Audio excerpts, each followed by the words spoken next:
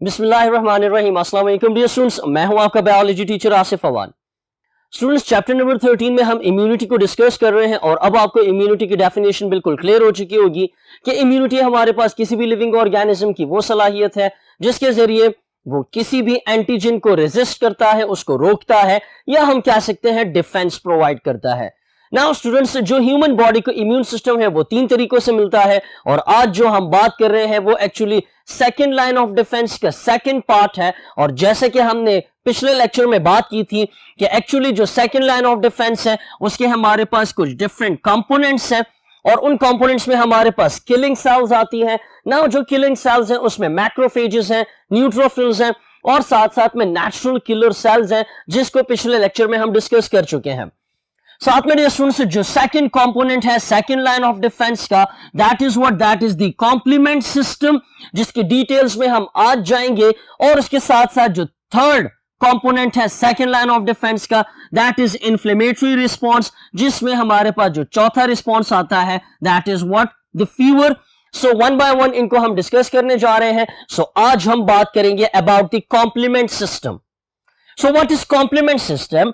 Dear students, याद ये रखना है कि सेकेंड लाइन ऑफ डिफेंस में जो कॉम्प्लीमेंट सिस्टम है, जो कि कंपोनेंट है, एक हिस्सा है सेकेंड लाइन ऑफ डिफेंस का, ये एक्चुअली क्या है? ग्रुप ऑफ प्रोटीन्स हैं और साथ साथ में ग्रुप ऑफ सेल्स हैं। कौन से सेल्स? White blood cells. और ये जो व्हाइट ब्लड सेल्स हैं इनके ऊपर मौजूद होती हैं क्या? एंटीबॉडीज मौजूद होती हैं। सो डियर स्टूडेंट्स, इस डेफिनेशन से पता ये चला कि कॉम्प्लीमेंट सिस्टम जो है इसमें दो मेन चीजें मौजूद हैं। Number one is the proteins and the second one is the white blood cells. लेकिन याद रखना है कि वो व्हाइट ब्लड सेल्स जो कि एंटीबॉडीज को कैरी करते हैं। नाउ स्टूडेंट्स, इस डेफिनेशन में आपके पास दो मेन एक्सप्लेनेटरी पॉइंट्स हैं, जिसमें से फर्स्ट पॉइंट क्या है? That is the protein. और सेकंड पॉइंट हमारे पास क्या है? That is the antibodies.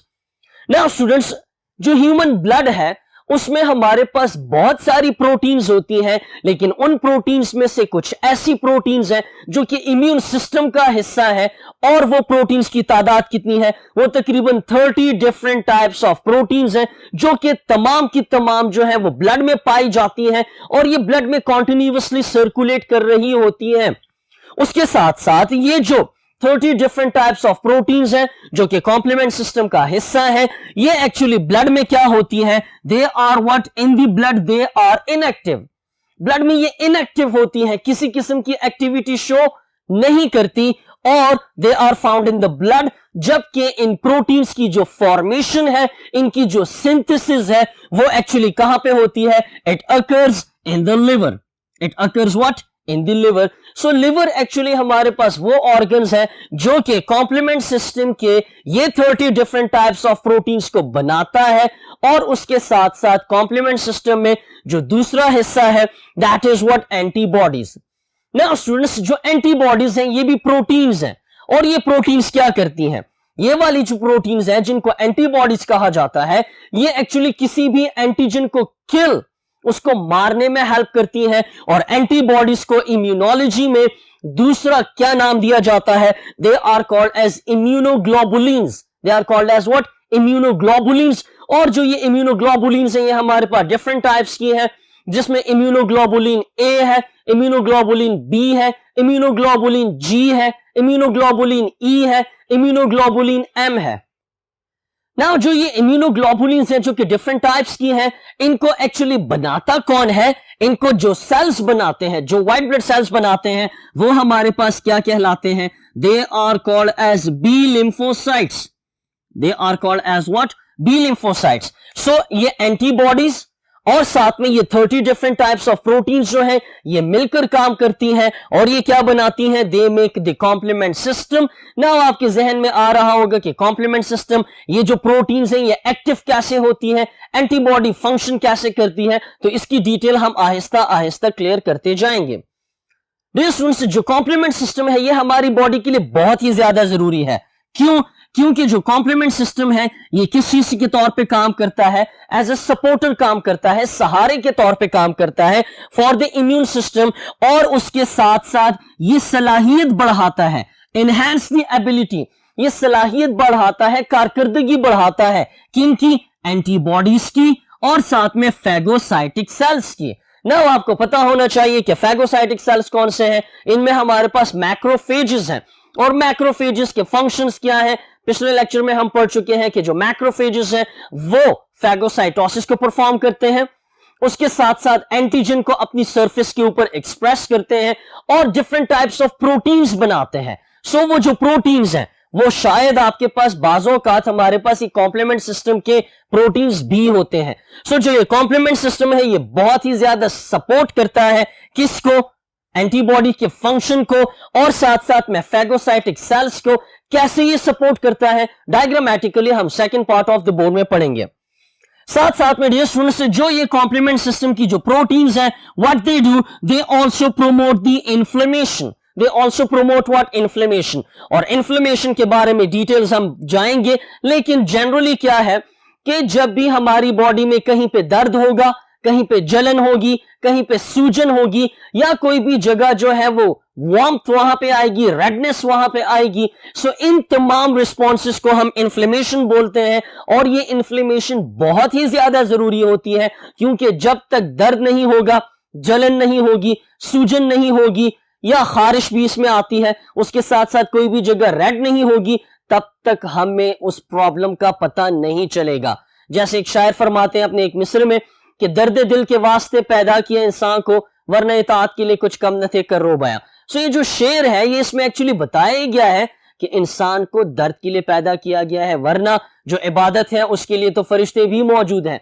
सो जो पेन है, जो दर्द है, ये हमारी लाइफ का एक बहुत ही इंपॉर्टेंट जुज है क्योंकि दर्द हमें बताता है कि तकलीफ कहां पर है, क्यों है, और उसको ट्रीट कैसे करेंगे। सो इन्फ्लेमेशन को प्रमोट कौन करता है, इन्फ्लेमेशन को प्रमोट करता है ये कॉम्प्लीमेंट सिस्टम, जिसमें दोबारा से मैं कह रहा हूं प्रोटीन शामिल है और व्हाइट ब्लड सेल्स शामिल है, लेकिन वो व्हाइट ब्लड सेल्स जो कि एंटीबॉडीज को कैरी करेंगे।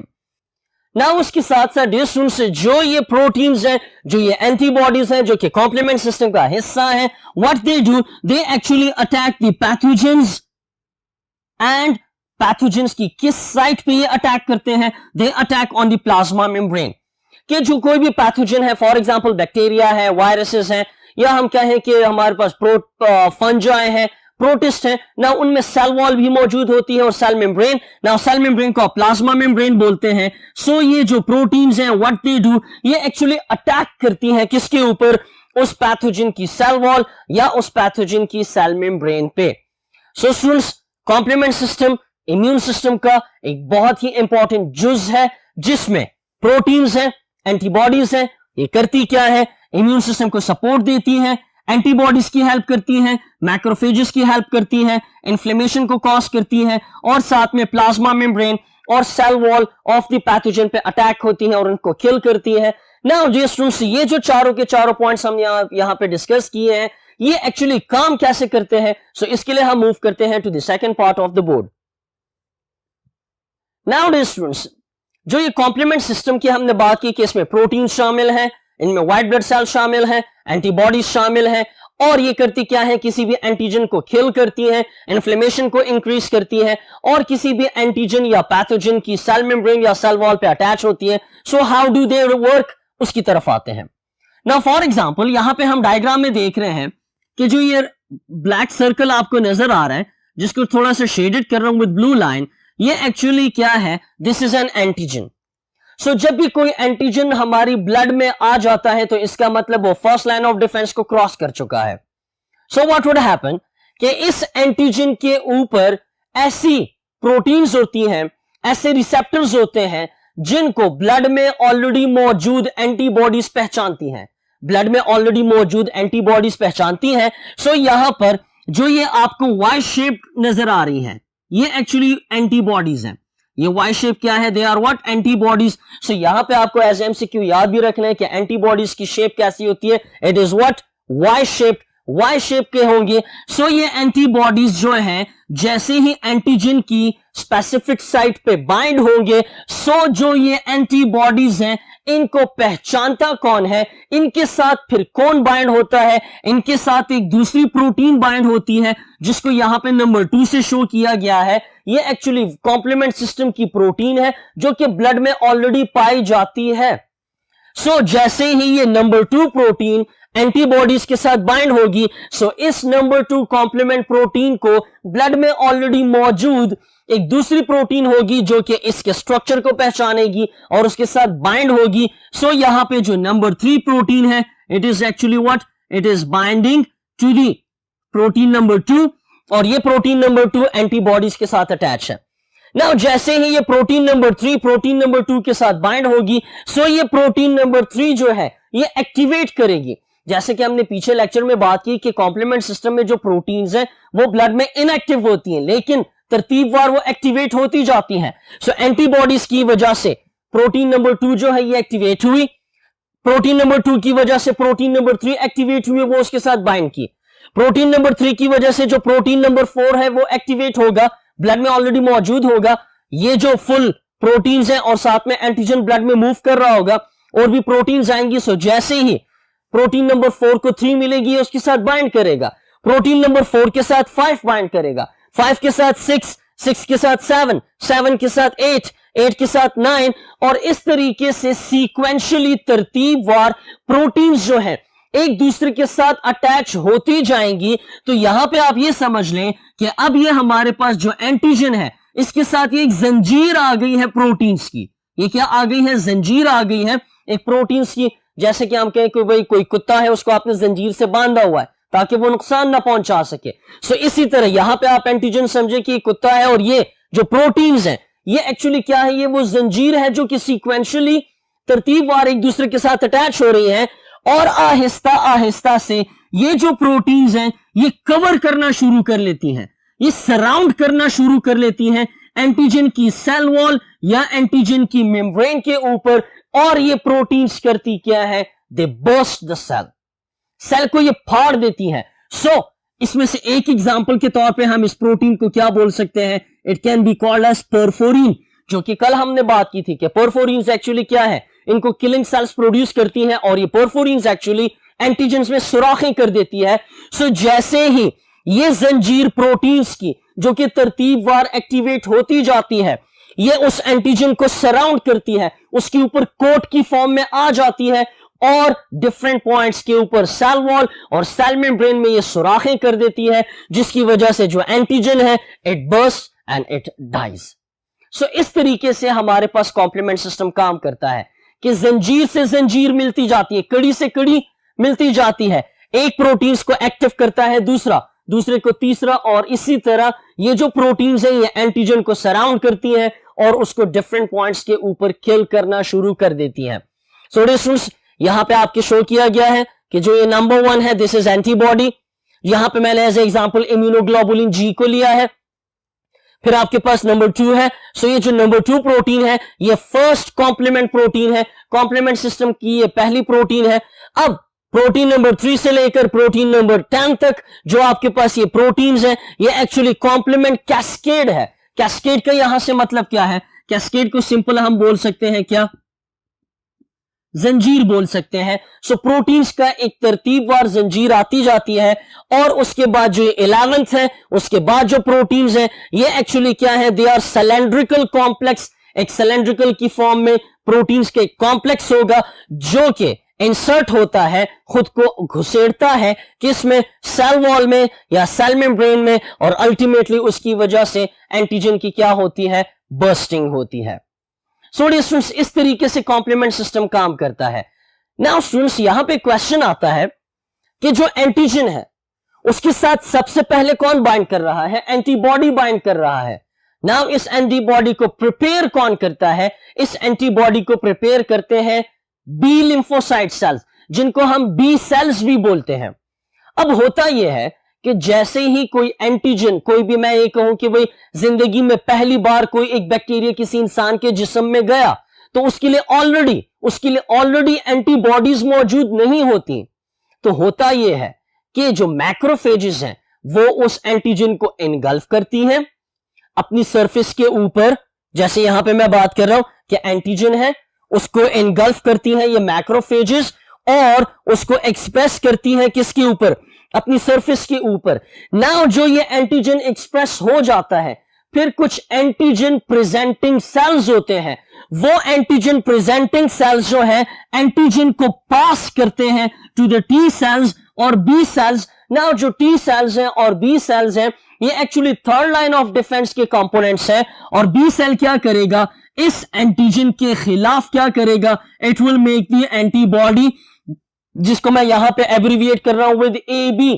नाउ जैसे ही ये एंटीबॉडी बनेगी, ये एंटीबॉडी क्या होगा, एंटीजन के साथ बाइंड होगा और ये जो बी सेल्स हैं ये इस एंटीजन को याद भी रखेंगे। सो अगर हफ्ते बाद दोबारा एंटीजन बहुत तेजी से आ जाता है तब ये प्रोसेस नहीं होगा। क्यों? क्योंकि इस प्रोसेस में एंटीजन नया था, उसको प्रेजेंट किया to the B cell, B cell ने क्या किया, उसके लिए एंटीबॉडीज बनाई। अब चूंकि बी सेल उस एंटीजन को याद रखेगा और एंटीबॉडीज भी ऑलरेडी मौजूद होंगी, सो जैसे ही एंटीबॉडीज उस एंटीजन के साथ दोबारा बाइंड करेंगी, उन एंटीबॉडीज के साथ प्रोटीन्स बाइंड करना शुरू हो जाएंगी और सीक्वेंशियली व्हाट वुड हैपन कि जो ये कॉम्प्लीमेंट सिस्टम की 30 डिफरेंट टाइप्स ऑफ प्रोटीन्स हैं ये उस एंटीजन को सराउंड करेंगी और मुख्तलिफ पॉइंट्स के ऊपर उनके अंदर घुसने की कोशिश करेंगी, जिसकी वजह से जो एंटीजन है इट विल बर्स्ट आउट, वो फटेगा और इस तरीके से जो एंटीजन है वो हमें बीमार नहीं कर सकेगा। सो स्टूडेंट्स याद ये रखना है कि कॉम्प्लीमेंट सिस्टम के अंदर जो प्रोटीन्स हैं वो एक्टिवेट होती हैं सीक्वेंशियली, तरतीबवार। जैसे ये एक्टिवेट हो जाती हैं तो ये कवर करती हैं, कोट करती हैं एंटीजन को ताकि उसको किल करें या रेप्लिकेशन को स्टॉप करें। कैसे, इसकी तरफ मैं आऊंगा। और उसके साथ साथ ये जो प्रोटीन्स हैं ये मैक्रोफेजेस को भी एक्टिवेट करती हैं। फॉर एग्जांपल एंटीजन है, उसके साथ ये डिफरेंट प्रोटीन्स बाइंड की, इसकी वजह से मैक्रोफेज को पता चलेगा, क्योंकि मैक्रोफेज के ऊपर भी इन प्रोटीन्स को पहचानने वाली साइट होती है। सो जैसे ही ये प्रोटीन इसके साथ बाइंड करेगी सो मैक्रोफेजेस को पता चल जाएगा और वो जाके इस एंटीजन को एनगल्फ करेगा, डाइजेस्ट करेगा, उसको एक्सप्रेस करेगा अपनी सरफेस के ऊपर और उस एंटीजन को प्रेजेंट कर देगा टू द बी सेल। और बी सेल क्या करेंगे, एंटीबॉडीज बनाएंगे और वो एंटीबॉडीज इस तरीके से जाकर कॉम्प्लीमेंट सिस्टम की प्रोटीन्स की मदद से उस एंटीजन को डिस्ट्रॉय करेंगी। नाउ स्टूडेंट्स इस डिटेल में यहां पे मैंने स्टॉप हुआ कि रेप्लिकेशन स्टॉप होती है। And what is replication? Replication हम बोलते हैं डिवीजन को। फॉर एग्जांपल हम वायरसेस की बात करें, सो जो वायरसेस हैं वो हमारे इम्यून सिस्टम को चकमा दे सकती हैं, वो हमारे इम्यून सिस्टम से एस्केप हो सकती हैं। उसकी वजह क्या है कि वायरसेस की सरफेस के ऊपर जो प्रोटीन्स होती हैं, वायरसेस की आउटर कैप्सिड के ऊपर या उसकी न्यूक्लियो या उसके हम बोल सकते हैं जो आउटर मोस्ट लेयर है जो कि ज्यादातर लिपोप्रोटीन से बनी होती है, वो जो प्रोटीन्स हैं उनको इम्यून सिस्टम पहचान नहीं सकता, क्योंकि इम्यून सिस्टम के पास एंटीजन को डिटरमाइन करने वाली साइट्स नहीं होती। सो ऐसे केस में क्या होगा, ऐसे केस में हमारे पास एक दूसरा मैकेनिज्म चलता है जिसमें कॉम्प्लीमेंट सिस्टम ही इन्वॉल्व होता है, लेकिन इसको हम third part of the board में पढ़ेंगे। सो ये क्वेश्चन हुआ। इसी तरह दूसरा क्वेश्चन ये है कि जो वायरस है वो इम्यून सिस्टम को इसलिए एस्केप कर जाता है कि वायरस के ऊपर ऐसी जगह नहीं है ताकि इम्यून सिस्टम उसको पहचान सके। लेकिन वायरस जब किसी भी सेल को इन्फेक्ट करता है, वायरस किसी भी सेल को जब इन्फेक्ट करता है, सो इन्फेक्शन के बाद कॉम्प्लीमेंट सिस्टम एक्टिवेट होता है और उसकी वजह से उस वायरस के खिलाफ क्या होता है, ऐसा मैकेनिज्म डेवलप होता है, ऐसी कॉम्प्लीमेंट प्रोटीन्स आती हैं कि वो कॉम्प्लीमेंट प्रोटीन्स जो हैं वो वायरस की सरफेस के ऊपर बाइंड कर जाती हैं। ये कॉम्प्लीमेंट प्रोटीन्स क्या करती हैं, वायरस की सरफेस के ऊपर बाइंड कर जाती है, जिसकी वजह से वायरस जो है वो मजीद आगे जाके सेल्स को इन्फेक्ट नहीं कर सकता और उसकी रेप्लिकेशन स्टॉप हो जाती है। फिर अगर वायरस ब्लड में मौजूद भी होगा तब हम उसको क्या बोलेंगे, इनएक्टिव बोलेंगे, वो बीमारी कॉज नहीं कर सकेगा। तो वायरसेस के खिलाफ हमारी बॉडी कैसे इम्यून सिस्टम शो करती है या वायरसेस की रेप्लिकेशन कैसे स्टॉप होती है, कॉम्प्लीमेंट सिस्टम के जरिए। बट कैसे के आंसर के लिए हम जाते हैं to the third part of the board. Nowadays students जो कॉम्प्लीमेंट सिस्टम है उसमें डिफरेंट टाइप्स ऑफ प्रोटीन्स हैं जो कि फाइट करती हैं, जो कि एंटीजेंस के साथ बाइंड होती हैं, उनको किल करती हैं। सो इन्हीं प्रोटीन्स में से एक प्रोटीन है जिसको हम बोलते हैं इंटरफेरॉन्स, जिनको क्या कहा जाता है, इंटरफेरॉन्स कहा जाता है। और इंटरफेरॉन्स हमारे पास वो प्रोटीन्स हैं जो कि वायरस की रेप्लिकेशन को स्टॉप करती हैं। कैसे? फॉर एग्जाम्पल हम HIV की बात करें, HIV वायरस की बात करें, ह्यूमन इम्यूनो डेफिशिएंसी वायरस ना, उसके स्ट्रक्चर आप लोग पीछे चैप्टर नंबर 5 में पढ़ चुके हैं, वायरस के चैप्टर में पढ़ चुके हैं। सो उसमें एक्चुअली होता यह है कि जो HIV का स्ट्रक्चर है उसमें आउटर साइड पे वी हैव व्हाट, लिपोप्रोटीन्स। उन लिपोप्रोटीन्स पे स्पाइक्स मौजूद होती हैं। लिपोप्रोटीन्स के अंदर वाली साइड पे कैप्सिड होता है और कैप्सिड के अंदर RNA मौजूद होता है और साथ में एंजाइम्स होते हैं। उनमें से एक एंजाइम का नाम है रिवर्स ट्रांसक्रिप्टेज एंजाइम। और वो रिवर्स ट्रांसक्रिप्टेज एंजाइम करता क्या है कि वो HIV जो RNA है उसको DNA में बदलता है। जो HIV का DNA है वो हमारे DNA में रिकंबाइन होता है, रेप्लिकेशन करता है, कॉपीज बनाता है, प्रोटीन्स बनाता है, नए HIV वायरसेस बनते हैं और वो HIV वायरसेस जो है वो सेल को फाड़ कर निकल जाते हैं और मजीद जो CD4 सेल्स हैं उनको इन्फेक्ट करना शुरू हो जाते हैं। सो ऐसे वायरसेस का मुकाबला करने के लिए आपके पास क्या होती हैं, इंटरफेरॉन्स होती हैं, जो कि कॉम्प्लीमेंट सिस्टम का ही हिस्सा है। So what are interferons? Interferons actually वो नेचुरल प्रोटीन्स हैं जिनको सेल्स बनाते हैं। कब? जब वायरल इंफेक्शन होती है। जब क्या होती है? Viral infection. नाउ इस डेफिनेशन में बात हम कर रहे हैं produced by cell in response to viral infection, कि जब वायरस का इंफेक्शन होगा तभी इंटरफेरॉन्स बनेंगी। जब तक वायरस का इंफेक्शन नहीं हुआ होता, जब तक वायरस सेल के अंदर आया नहीं होता, जब तक वायरस ने सेल को डैमेज नहीं किया होता, तब तक ये इंटरफेरॉन्स बनती नहीं है। उसके साथ साथ ये जो इंटरफेरॉन्स हैं जब ये पैदा होती है सो ये वायरस की रेप्लिकेशन के साथ इंटरफेयर करती हैं। जैसे मैंने रिवर्स ट्रांसक्रिप्टेज की बात की कि रिवर्स ट्रांसक्रिप्टेज HIV के वायरस जो RNA है उसको cDNA में बदलता है। सो ये इंटरफेरॉन्स जो है उस एंजाइम के साथ बाइंड कर जाते हैं, जिसकी वजह से RNA DNA में चेंज नहीं होता। जब RNA cDNA में चेंज नहीं होता सो मतलब वायरस जो है वो अब इंफेक्शन कॉज नहीं कर सकता। सो डिफरेंट तरीकों से ये वायरसेस के रेप्लिकेशन को रोकते हैं। एंजाइम्स के साथ भी बाइंड कर सकते हैं, वायरस की जो सरफेस है उस पर भी बाइंड कर सकते हैं, जिसकी वजह से वायरस को होस्ट डिटरमाइन होने में बहुत ज्यादा प्रॉब्लम होती है। उसके साथ साथ कुछ ऐसे प्रोटीन्स के साथ भी ये इंटरफेरॉन्स बाइंड कर जाती हैं जो कि वायरस के स्ट्रक्चर को डेवलप करने में हेल्प करती हैं। अब अगर वो प्रोटीन्स अच्छे तरीके से नहीं बनेंगी, ऑटोमेटिकली वायरस रेप्लिकेशन और वायरस इंफेक्शन क्या होगा, it will be stopped. Now जो इंटरफेरॉन्स है हमारे पास 3 टाइप्स की होती है ह्यूमन बॉडी में, interferon alpha, interferon beta, interferon gamma. जो इंटरफेरॉन अल्फा है और इंटरफेरॉन्स बीटा है इनको प्रोड्यूस कौन करता है? व्हाइट ब्लड सेल्स करते हैं। और कुछ हमारे पास कनेक्टिव टिश्यूज होती हैं लाइक फाइब्रोब्लास्ट है, वो भी इंटरफेरॉन अल्फा और बीटा को प्रोड्यूस करती हैं। साथ में जो इंटरफेरॉन गामा है इसको प्रोड्यूस कौन करेगा? टी सेल्स करेंगे। लेकिन याद ये रखना है कि कौन से T cells? Activated T cells, वो सेल्स जो कि एक्टिवेट हो चुके हैं। नाउ एक्टिवेटेड टी सेल का मतलब क्या होगा कि वो सेल जिसको एंटीजन प्रेजेंट किया जा चुका है, वो टी सेल जिसको एंटीजन दिया जा चुका है ताकि भाई इसका कोई इलाज करे, उसको किलिंग करे, सो वो सेल क्या कहलाएगा? एक्टिवेटेड टी सेल कहलाएगा। नाउ जो एक्टिवेटेड टी सेल्स हैं वो साइटोटॉक्सिक एक्टिविटी भी शो कर सकते हैं, मतलब सेल को किल भी कर सकते हैं, पैथोजन को किल भी कर सकते हैं। और उसके साथ साथ ये जो एक्टिवेटेड टी सेल्स हैं ये बी सेल्स को भी एक्टिवेट कर सकते हैं। और बी सेल्स क्या करेंगी? They will make what? They will make the antibodies, जिसको हम थर्ड लाइन ऑफ डिफेंस में डिटेल में पढ़ेंगे। नाउ ये सारा सिस्टम होता कैसे है कि जो ये इंटरफेरॉन अल्फा है, बीटा है, गामा है, ये रेप्लिकेशन को तो रोकते हैं लेकिन किलर सेल्स को भी क्या करते हैं? एक्टिवेट करते हैं, जिसकी वजह से सेकेंड लाइन ऑफ डिफेंस को एक हेल्प मिलती है। और स्टार्ट में हमने बात की कि कॉम्प्लीमेंट सिस्टम की प्रोटीन्स क्या करती हैं? वो सेकेंड लाइन ऑफ डिफेंस की सपोर्ट करती हैं, एक्टिव किलर सेल्स को एक्टिव करती हैं, जिसमें मैक्रोफेजेस आती हैं, आपके पास नेचुरल किलर सेल्स आते हैं, न्यूट्रोफिल्स आती हैं। नाउ स्टूडेंट्स डायग्रामेटिकली इस प्रोसेस को समझते हैं। सो यहां पे हम ये कहें कि ये आपके पास सेल नंबर 1 है and this is cell number 2। अब कोई भी एनिमल या ह्यूमन वायरस है, उसको जैसे ही अपना होस्ट मिलता है सो ये वायरस क्या करेगा? जैसे यहां पे हम बात करें, ये जो ब्लू लाइन से शो किया गया है ये वो साइट है जिसको ये वायरस पहचानता है।